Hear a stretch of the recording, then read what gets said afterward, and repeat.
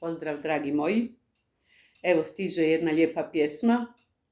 Ova pjesma ide za Ajlu. Ajla, ovo je druga pjesma po tvojoj želji. Nadam se da će ti se svidjeti pošto si je poželjela.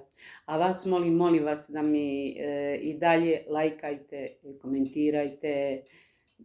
Sve što vas zanima, tu sam da odgovorim. A sad ćemo pjesmu početi. Sve krvu sam jutros molila, majka mi poručila,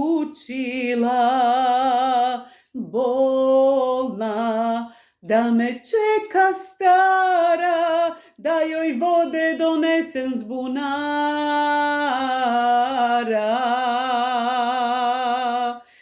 Teški su mi dani, a još teže noći, kad od roda nikog nemam, ko će meni doći. Teški su mi dani, a još teže noći, kad od roda nikog nemam, ko će meni doći. Sve krvice druga majčice, ona moja majka nije. Majke, ja rođene nemam, već maćehi u goste se spremam. S maćehom sam dane provela, od malena uspomena njena. Nemam ni sestre ni brata, ko će meni da otvori vrata.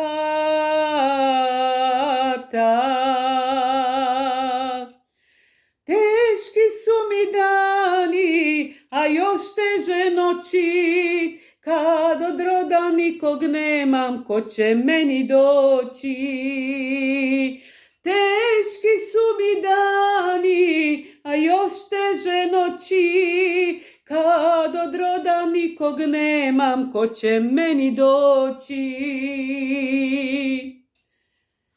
Sve krva se smeška i gleda, al od kuće nikud ne da. Snajo, jado moja crna, budi manja od makova zrna.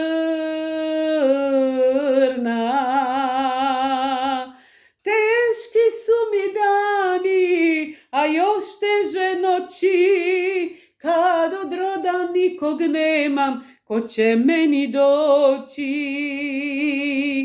Teški su mi dani, a još teže noći, kad od roda nikog nemam, ko će meni doći.